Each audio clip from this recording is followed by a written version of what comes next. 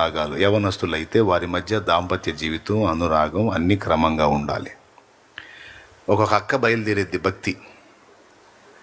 భర్త కొంచెం లేట్ అవుతున్నట్టుంది, నువ్వు కాస్త ఎక్కువగా ప్రార్థనలో గడుపుతున్నట్టున్నావు, మరీ 1 గంట అవుతుంది, 12:30 అవుతుంది, కొంచెం సైతానోడా. ఎప్పుడు సైతాన్ గోల నీకు. ఈ దురాత్మ బంధించబడట్లేదు. ఎవరికి దురాత్మ? దుష్టుడా. అమ్మాయి నేనేం అనలేదు, కొంచెం నీకు నిద్ర ఉండట్లేదు, కాస్త నిద్ర బొమ్మని చెబుతున్నా. నా నిద్ర నాకు తెలుసులే, దేవుడి పని ఆపేది దయ్యమే అంటే ఇప్పుడు ఎవరు? ఇక నోరు మూసుకోవటం, ఇక మళ్ళీ నోరు తిరగటానికి లేదు. ఈ భక్తి డెప్త్లోకి వెళ్ళిపోయి భర్తను నిర్లక్ష్యం చేసిందనుకో, చూసి చూసి చూసి కొద్ది రోజులు మరీ కొంతమంది ఎట్లా తయారయ్యారంటే, వినండి చెబుతా. ఈరోజు మొత్తం కుండబద్దల కార్యక్రమం, దేవునికి మహిమ. మరీ కొంతమంది ఎంత దరిద్రంగా తయారయ్యారంటే, దినమంతా కష్టపడి సాయంత్రానికి భర్త ఇంటికి వస్తే నువ్వు ఎంత ప్రార్థన చేస్తావో ఈ మధ్య గ్యాపులో ఏడు. నువ్వెంత భక్తురాలివైతే, అంత ఆత్మీయురాలివైతే, అంత ప్రార్థనాపరురాలివైతే, ఆయన ఆఫీసుకు పోయిన దగ్గర నుండి మళ్ళీ ఆయన ఇంటికి వచ్చిన దాకా ఏడో నీ ప్రార్థన. కానీ భర్త వచ్చేసరికి చక్కగా పిల్లల్ని సిద్ధపరచుకొని నువ్వు శుభ్రంగా స్నానం చేసి క్రమంగా ఉండి కాస్త ఆయన తినడానికి ఇష్టమైనవేవో సిద్ధపరిచి ఆయన వచ్చేసరికి నువ్వు దేవుని సంబంధివి. ఈలోపు దేవునితో నువ్వు సమయం గడుపుకొని నీ భర్త యజమానుడు వచ్చేసరికి శుభ్రంగా ఉండి ఆయన్ని స్వాగతించి ఆయన పలకరించి కాస్త టీయో కాఫీయో ఆయన మొహాను కొట్టి కాస్త మంచి చెడు మాట్లాడాలా. అప్పుడు దాకా ఏమో పనికిమాలిన పెత్తనాలన్నీ చేసి పాపం కష్టపడి ఆ భర్త ఇంటికి వస్తే గదిలోకి పోయి ముసుకేస్తుంది. స్తోత్రం స్తోత్రం స్తోత్రం స్తోత్రం స్తోత్రం, glory glory glory glory glory glory glory glory glory. ఒరే నీ గ్లోరీ సావా, ఇదేమో గ్లోరీ? గోరియా గ్లోరియా? నువ్వేమో గ్లోరీ, మీ ఆయనకేమో గోరీ. ఇది ఎవరు చెప్పారు నీకు ఈ పద్ధతి?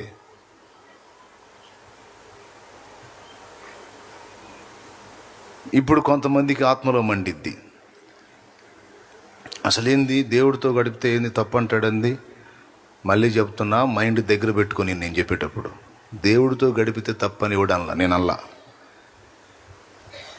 మంచే, దేవునితో గడపటం మంచే, కానీ ఇంటి వారిని నిర్లక్ష్యం చేస్తే అవిశ్వాసి కన్నా చెడ్డవారు. మరి దాని సంగతి ఏంది? అది దేవుడే రాయించింది. మరి నీ బిడ్డల సంగతి ఏంది? భర్త సంగతి ఏంది? వాళ్ళకి జరగాల్సిన న్యాయం జరగొద్దా? వాళ్ళ బాధ్యత నెరవేర్చవా? ఇంటినేమో సైతానికి అప్పచెప్పి లోకాన్ని ఉద్ధరించుదామని బయలుదేరా భక్తురాలా. ఇంటిని, భర్తని, పిల్లల్ని సైతానికి అప్పచెప్పి లోకాన్ని బాగా ప్రపంచకాన్ని ఉద్ధరిద్దామని బయలుదేరింది. జాగ్రత్త.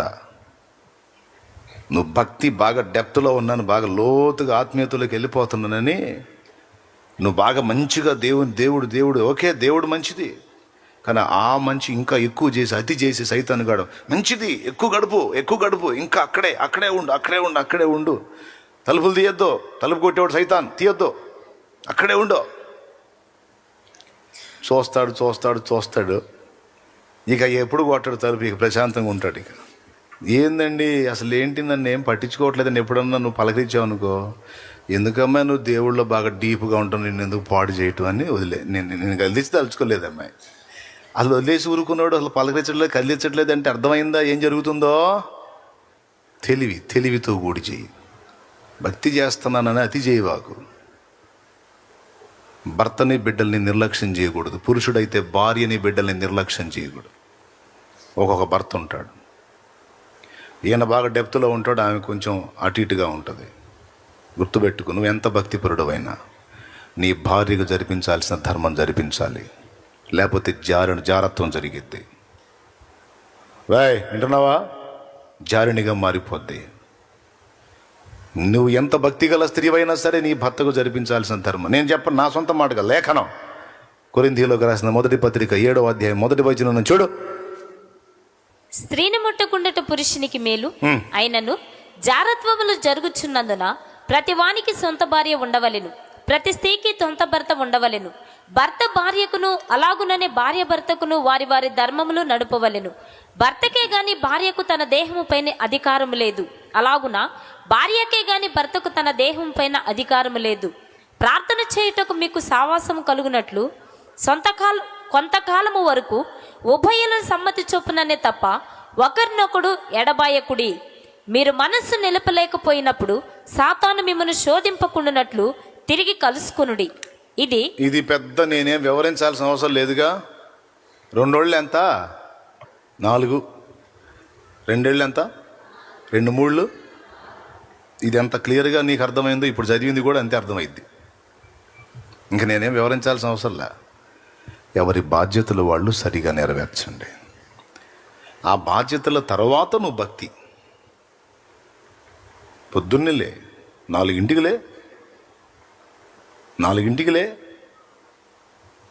చక్కగా గడుపు దేవునితో. 6 దాకా గడుపు 2 గంటలు. ఇంకా నీకు మంచి భక్తి ఆసక్తి ఉంటే 3 3 గంటలు గడుపు దేవుడితో. 6 చక్కగా లేచి మంచిగా స్నానం చేసుకొని రెడీ అయిపోయి ఇల్లు క్లీన్ చేసుకొని మొత్తం ఇంట్లో బాధ్యతలు నెరవేర్చుకో. 9 ఎవరి బాధ్యతలు వాళ్ళకి నెరవేర్చే, పిల్లల్ని రెడీ చేసే, భర్తను రెడీ పంపించేసాయి. అప్పుడు మళ్ళా కూర్చో దేవునితో. లేదు నువ్వు జాబ్కి వెళ్ళే వ్యక్తివైతే వెళ్ళిపో, చూసుకో.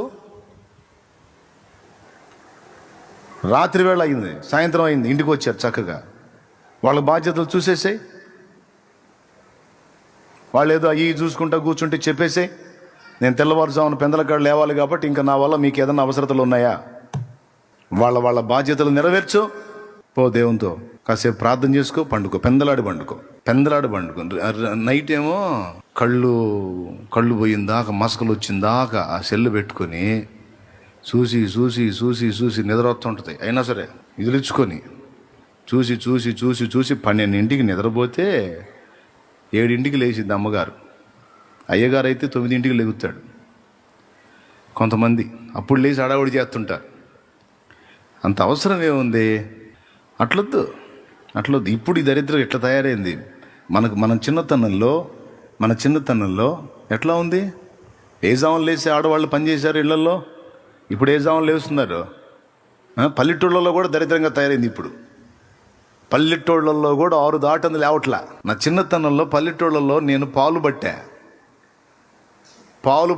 పల్లెటూళ్ళల్లో పాలు పట్టి టౌన్లో పోసేవాడిని. ఆ పాలకు పోయినప్పుడు ఎన్ని గంటలకు పోయేవాడిని తెలుసా? 3ంటికి లేచేవాడిని. నైట్ ఎన్నింటికి పండుకునేవాడిని తెలుసా? 7:30 8 మొత్తం పల్లెటూరు మాటు మణిగేది. ఇంకా బజార్లో మిట్టి తిరుగుద్దాం, నన్ను బలకరిద్దామని ఎవడు ఉండడు, అందరు తలుపులు వేసుకుని నిద్రపోతుంటారు. 8 క్లోజ్. 9 10 11 12 1 2 3 7 గంటలు 3ంటికి లేచేవాళ్ళు. మళ్ళీ చెప్తా, 8 పండుగ 9 10 11 12 అప్పటికి 4 1 2 3 గంటలు.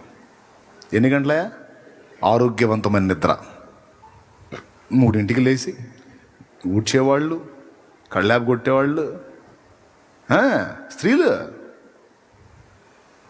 నేను ఆ జామున లేచి పాల బిందె కడుక్కొని అందులో ఆ లీటర్ పెట్టుకొని, మరి ఆ జామున లేస్తే కుక్కలు ఎమ్మడబడతాయిగా, అందుకని అందులో వేసి అది కలిదిస్తుంటే టంగ్ సౌండ్ వస్తూ ఉంటుంది. ఇంత సపోర్ట్తో వస్తున్నాడంటే ఇటు దొంగ కాదులే అనుకుని కుక్కలు కూడా సైలెంట్ అయ్యాయి. దొంగ కూడా సైలెంట్గా వస్తాడు కదా. నేను దొంగోడిని కాదు పాలోడిని సప్పుడు చేసుకుంటూ వెళ్ళేవాడిని. అప్పుడు చూసిన పల్లెటూరు పరిస్థితి 3 గంటల స్త్రీలు లేచేవాళ్ళు, 8 నిద్రపోయేవాళ్ళు. ఇప్పుడు అది రివర్స్ అయిపోయింది. 8:12 అవుతుంది, 3:06 అవుతుంది. 8 పండుకోవాల్సిన 11 12 అవట్లా, తెల్లారు లేటప్పటికి లేటు. నేను చెబుతున్నా, వినటానికి బాగుంది, ఆచరించడానికి చాలా కష్టం. కానీ ఆచరిస్తే దీవించబడతావు. 3 గంటలకు లేచి మోకాళ్ళు లేచావంటే ఎంత అద్భుతమైన టైము అది. ఇప్పటి రోజుల్లో 3ంటికి లేచి నువ్వు మోకాళ్ళు లేచావంటే రికార్డ్ బ్రేక్ అనమాట. ఇక నీ ప్రార్థనకి ఎంత ఫోర్స్ ఉంటుందో, ఎంత కాన్సన్ట్రేషన్ కుదురుతుందో, దేవదూతలు సంచరించేటువంటి అద్భుత సమయం.